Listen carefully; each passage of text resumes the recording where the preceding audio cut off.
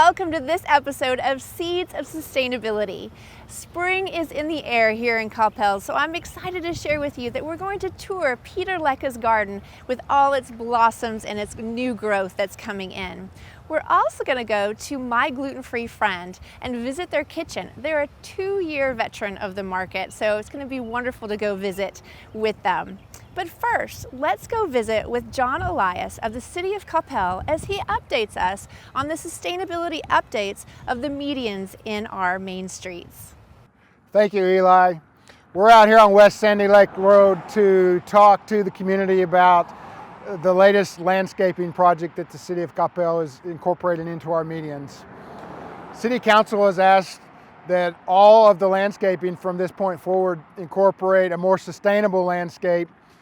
We are using all drought-tolerant and native plant material for the state of Texas.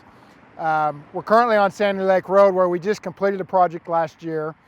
Some of the way that we go about designing the landscaping is to reduce the amount of water that's needed. Ways that we do that is we try to eliminate as much turf as possible. We incorporate a lot of decomposed granite, river rock, and mulch beds that will not need watering. We convert all of the Bermuda grass over to buffalo grass. Buffalo grass is obviously native to the state of Texas. It doesn't really like water at all. It reduces maintenance. We only have to mow it every 4 to 6 weeks. The plant material that we incorporate into the landscaping is all drought tolerant and native. We try to use perennials. Some of the plant material you'll notice is feathergrass, softleaf yuccas, red yuccas. Again, in perennials we use black-eyed Susan daisies, a lot of Salvia greggii. The goal is to eliminate maintenance and water usage on the median and yet keep it looking good for the community. Some of the projects that you'll start to notice around town where we'll be incorporating the new sustainable landscape is on Denton Tap. We have a project that will start on the north side of town at Highland Drive. The project will go all the way to Southwestern Boulevard. You'll notice that this summer. They're underway right now with some of the utilities, and then our landscape contractor will come in and start converting over the grass to the drought-tolerant plant material. That project is scheduled to be completed sometime early summer, probably mid-June. A couple other projects that are underway right now is out on Freeport Parkway on the west side of town. We're in the final stages of completing Freeport South, which runs from Sandy Lake north down towards Wagon Wheel Park. They are also in the middle of installing the irrigation and landscaping on the North Freeport extension, which runs from Sandy Lake north over to the 121 bypass. We anticipate these projects to be complete by this fall. If you're out and about Coppell, we hope that you enjoy the new landscaping. For more information on these projects, please visit the city website at coppelltx.gov. Thank you so much, John. Next, we're going to go visit with Joni and Renee of My GlutenFree Friend as they share 2 of their recipes that they sell at the market.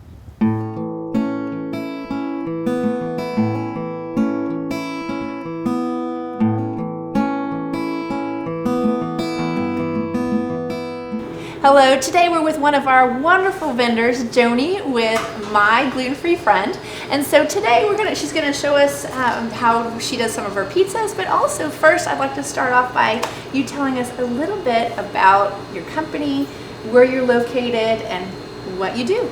Well, welcome to Commercial Kitchen 24. This is the only dedicated gluten-free facility in the Metroplex.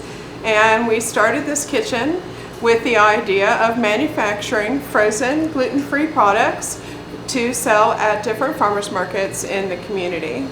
We started out after I was diagnosed with celiac disease 7 years ago, thinking about the different products that I missed after I was diagnosed gluten-free and had to go gluten-free. So we started off with our pizzas, our meatballs and marinara, and our crab cakes. And then we added enchiladas, green chili enchiladas, and we found the need to make some vegetarian and some vegan entrees. So we used the enchiladas to do that. And then we had a friend that requested some lunch bowls to take to lunch. So we designed our line of 8 different lunch bowls that are perfect if you take your lunch to work. Perfect. And can you tell us a little bit about your kitchen? I know this is a very special kitchen to you. It is a very special kitchen. It's all gluten-free. It's brand new. There's never been any gluten in the kitchen, which is really important because you can clean as much as you want, but gluten is a microscopic organism and a protein, and it will stay around and linger. So everything in here is gluten-free, and we feel very safe making our foods here. And I understand this is the only one in the Metroplex It that is. is that way? It is, and it's available for rental. We are the primary renters of the kitchen, but we also rent it out in the evenings and the days that we don't use it. Perfect. All right. Well, thank you so much. Show us what we're going to make today. Okay, well today we are making our large 3-topping pizzas. We've already got the sauce and the sausage and the mushrooms and the cheese on it, so now we're going to just put 28 pepperonis on each pizza. Exactly 28. And why is that? That just fits and it makes it real pretty, and when you pull it out of the freezer and show it to a customer, they say, oh yeah, I want that. Okay, good. Is there a certain way to do it so I make sure that I just go in circles. Okay, you start on the outside or the inside? Outside. Okay. Yeah. A certain number on the outside? No, just go around until they kind of all fit and everything goes on there. Then we send it over to the packaging center, and my business partner Renee will package it up for us. We double wrap it to ensure that it's freezer safe and put a label on it and put it in our big freezer that we keep all of our products in. All right. And tell us a little bit about, are you at the market every Saturday or? Every Saturday. Okay. I love Coppell Market. They have supported us so well there, and we've just been received with open arms. I love going to Coppell Market. Right now we've just added our 3rd market on a Saturday, so what I do is I get up real early in the morning and take a freezer over to St. Michael's Market in University Park, drop it off, and then I go on the tollway and go on up to Coppell and set up my booth. All in one day? All in one morning before 7. You are dedicated. Yeah, and then we do the reverse in the afternoon and bring everything back to our commercial kitchen and store it here. Awesome. And you might have said this, but how long have you been in business? We have been in business about 3 years now, and we've been in Coppell about 2.5. We started in Coppell at the winter markets because they tend to let some new vendors in then. And then they brought us in on the new vendor spot once a month last year. And then this year we graduated to be a full-time vendor. Oh, good. Good. Yeah, we're out in the parking lot right next to Rehoboth Meat Farms, and we love it out there. That's great. The sun shines on us all morning until about noon, and then we pack up and leave. Perfect. Good. And do you have plans for expanding in any way, or is that still under wraps? We're going to be adding a line of red chili beef enchiladas to our product line and another chocolate cookie. We're also looking into starting a line that is organic. Ooh, okay. Yeah, very cool. Sourcing out of the markets. We're starting to source more and more of our vegetables out of the markets that we use in our products, and trying to get as wholesome as we can. Perfect. All right. Well, we are just about finished. I counted. I made sure You're that good. I had that many. I had to count a number of times. But we're about finished here. So now we're gonna transition to other elements of the kitchen. Okay. Yeah. Oh, this is nothing. It gets better. Holy smokes! It's cold, but it's cool. Everything is on wheels. Okay. Just how about this? Is that good? It is cold in here, but it's awesome. You can see all of the products that you'll see at the market. Yeah. Now there are a lot of different recipes being made here at My GlutenFree Friend, and so today we're going to look at another recipe that Renee is making. So if you could tell us a little bit about this recipe that we're going to learn. Okay, well today we're putting together our vegetarian black bean enchiladas, It's a New Mexico style green chili sauce made with hatch green chili. That looks good. And black beans, corn, red peppers, and onions are in the mix. So Okay, all right. that's what we're doing. Well, show us how we All it's right, done. so you're going to start with a couple of tortillas. These are going to be flat, similar to what see they that. do in New Mexico. A lot of the time, some people call them lazy enchiladas, but Okay. we'll go with that. And we're going to put about a third of a cup. You can do, Okay, I'll do that. of sauce and just kind of spread it out on each one? Each one. Mm-hmm. Okay. Right. And you mentioned earlier about your packaging. Can you tell us a little bit about? Well, we searched a little bit for our packaging, and what we were able to find is we really wanted something that fit with our view on the world, and so our packaging is 100% recyclable. It's also reusable, so you can save it and just wash it up and reuse it again. So that's one of the nice things about it. Sounds delicious. And now we top it off with a little cheese. You can All just right. sprinkle a little cheese on top of all that. Now, is this then heated in the You in can the heat microwave it in or the microwave. oven? A few of our customers like to pop them out and put them on a cookie sheet and put it in the Okay. oven. So it's an option. All right. But it's kind of a layered dish. So then you place Oh, fun. 2 tortillas back on top of each one of these. Okay. These are our double portions, and start with the sauce again. Ooh, okay. So it is multiple layers. Mhm. And did you all make this recipe back yourselves? Or? We did. Yeah. We did. We we kind of put the filling together ourselves just so what we thought would sound good, and played with it a little bit. And then after that, we started with the base for sauce, and then just adjusted it to our needs Okay. as well. So these We are put all it your down. original recipes? I mean, most we part? did, for the most part, Yeah. yes. We've taken, other We didn't put recipes enough and on there. adjusted. Everybody, everybody has a base recipe for their stuff they want that's pretty similar. Right. And so we go from there. Right. So, a little So I'm bit assuming one of these is a serving? Mm-hmm. Okay. Unless you're extra hungry. Yeah, you'd have to be pretty hungry there. Yeah. But this is for perhaps it'll feed 2 to 3 people, I suppose. For couples in the evening or families, they might get 1 or 2 of these and Perfect. serve it up. Do you have plans other than the market to expand? Maybe are you looking at? We would love to eventually have a storefront. We're also in the process of getting the proper certifications so that we we can sell retail as well. Perfect. And Or go into stores as well? Or are you go looking into more? Okay. stores. Perfect. We could, if we, when we grow enough, we could go right now and have a storefront, but not one step at a time. That's so right. you want to go with Sure. Oh, we're gonna do another cheese. Okay. Yeah. So we talked about it getting warmed. We can warm these up, but they're fully cooked. They're all ready to go. You don't have to, other than of course the pizzas. I'm assuming you'd have to. Or Yeah, the pizzas, all the meats on the pizzas are fully cooked. Almost all of our products are fully cooked already. The one thing that's not would be our crab cakes. And the crab cakes are really special. They're made with Gulf crab, not foreign crab, and we don't have any breading on the inside. So it kind of have a little secret binder in there that makes them tasty. I'm gonna have to try one of those. Well, But, thank you so much. yeah. Is this so? This is the completed product. This is a completed Okay. product. We'll put a lid on and finish sealing it up, and we'll be All done. right. All right. Well, thank you so much, Sure. Renee.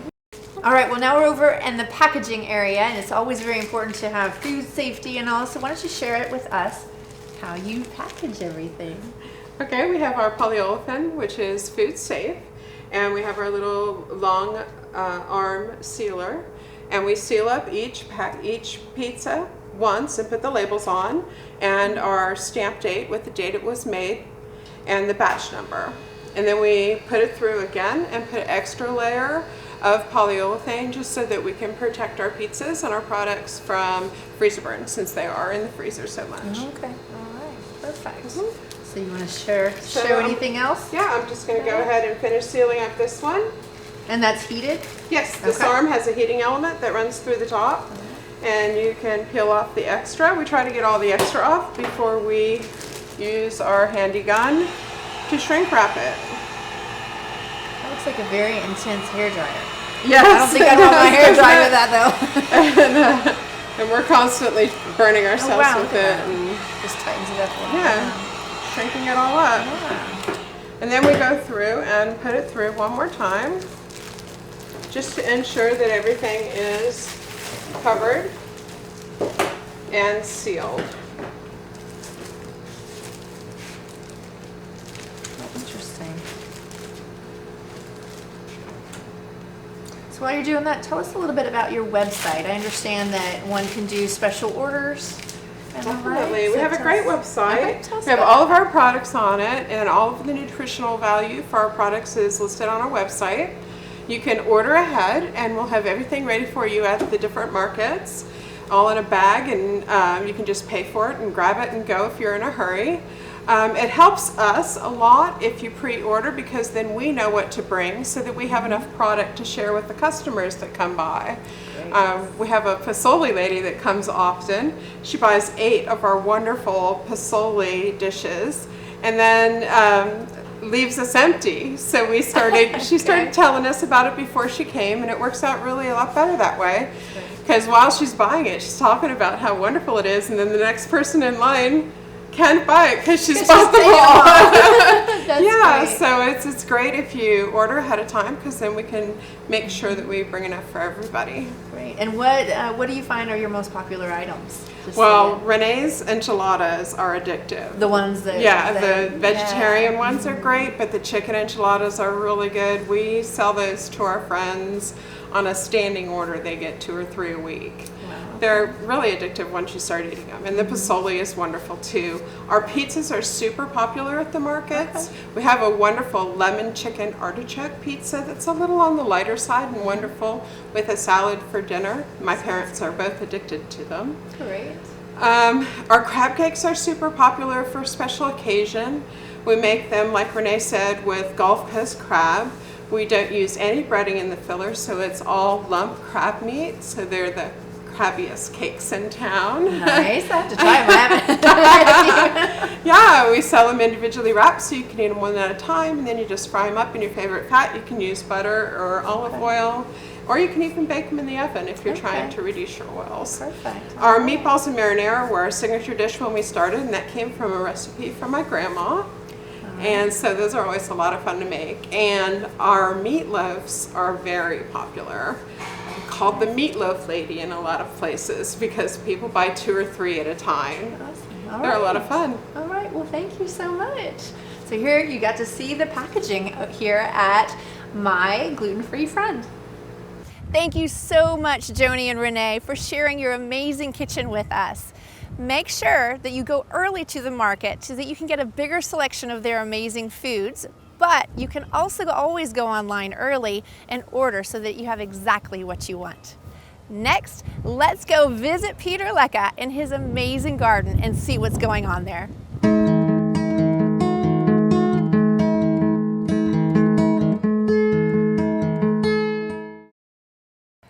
Well, welcome back. This is my absolute favorite time of the year.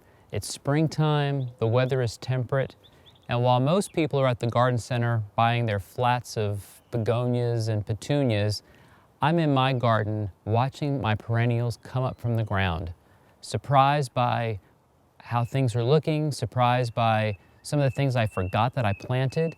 So what I'd like to do is have you join me as we tour my garden here during the springtime, so I can show you some of the things that are happening, and maybe they'll inspire you to get with it, be sustainable, and grow some hardy Texas perennials.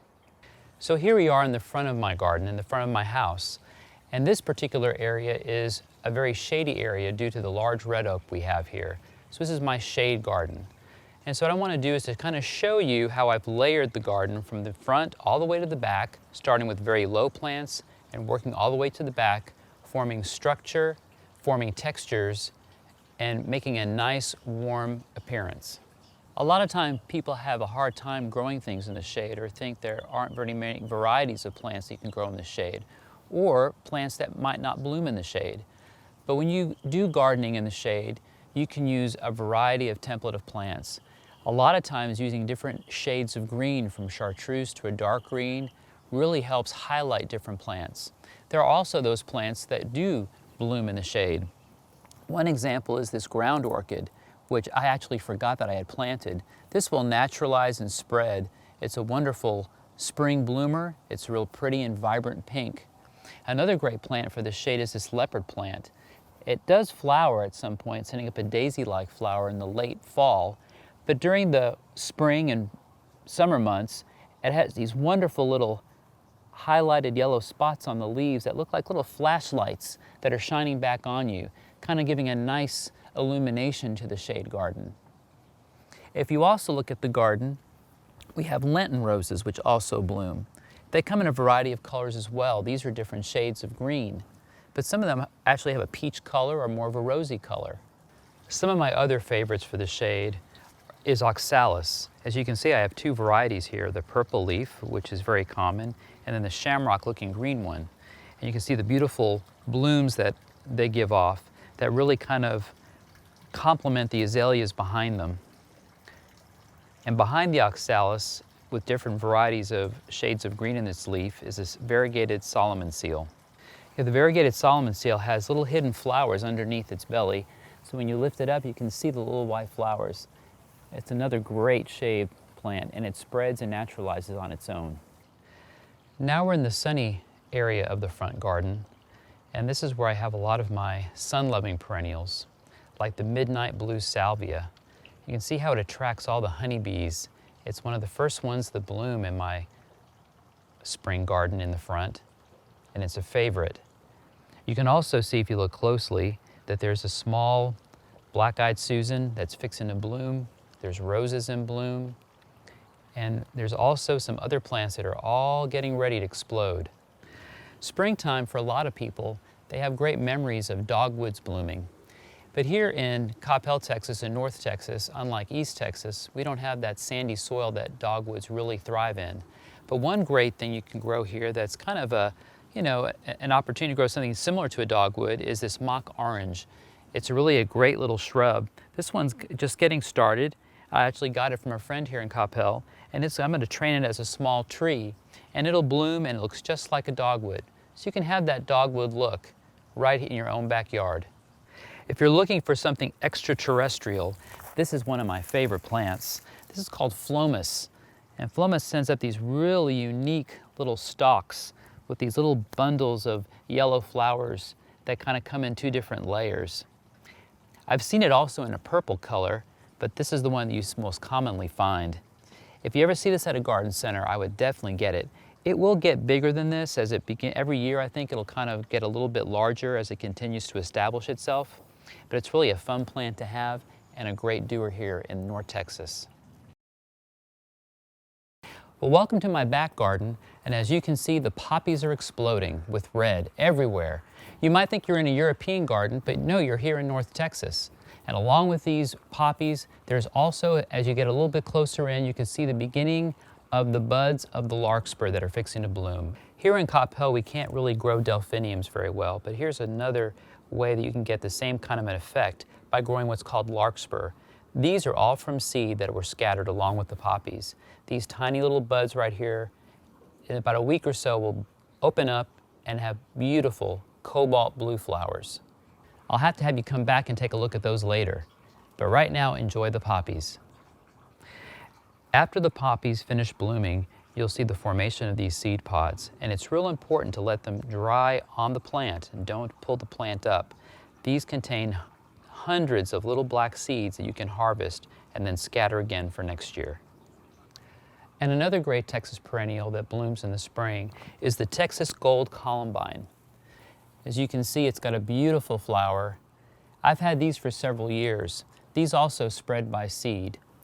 And as the years have gone by, it's kind of found a little spot back here where it loves to grow. Right now, everyone's getting ready to put their vegetable gardens in. A lot of people are adding their compost and buying their plants. And this year, because we're doing a lot of traveling, I'm not going to be planting a whole lot of vegetables in my patch. But I do have some perennial things that come back every year that I want to share with you. And one of them is asparagus. And my asparagus is about ready to bolt and finish up. But I planted it about 5 years ago. And as the years go by, when it comes up, it gets thicker and thicker. So what I love to do is come out, my wife and I, we pick some, and you can eat them raw, you can cut them up and put them in salads, you can cook them. And every year, the more years go by, the thicker your patch will get, the thicker your asparagus will get, and they're so delicious. Grow some. Another fun thing that we'd like to plant in our winter garden is dill. And as you can see now, it's kind of bolting and beginning to flower, and it's going to put out some seeds. But it's really neat looking right now. It has really huge cloud-like flower forms on top. You can actually cut these, bring them in for arrangements. You can actually then take some of the greens that are on here, which smell really good, and actually tear them up and put them in your salads. So dill's a great plant to have in your garden. Something else in my little vegetable patch that comes back every year that I really don't have to work too hard at is string beans. And right now you're looking at the skeleton of last year's string beans. These I've planted years ago, and every year it reseeds itself. So if you look at the base of my skeleton here, you'll see the little tiny seedlings of this string bean plant coming up. And before long, and by the middle of the summer, this thing will be covered in vines, and we'll be harvesting green beans. I want to thank you for spending time with me in my garden. And like I told you at the beginning, springtime is one of my favorite times of the year. I want to encourage you to get outside too. You know, it's important to put down the technology, and it's good to spend some quiet time just to listen, time to reflect. Your garden is an organic place. It changes all the time. And it's a place where it can be very spiritual, it can be very healing. So being out in the garden is a very special time. It's a special time for me, and I want it to be a very special time for you. So to get inspired, watch this again, pick up a magazine, look at some beautiful gardens and some books, and get outside. Start planning. There's no right or wrong way to garden. You garden the way you want to garden. Enjoy. Thank you so much, Peter, for sharing your beautiful garden with us. It's always such a pleasure to visit with you.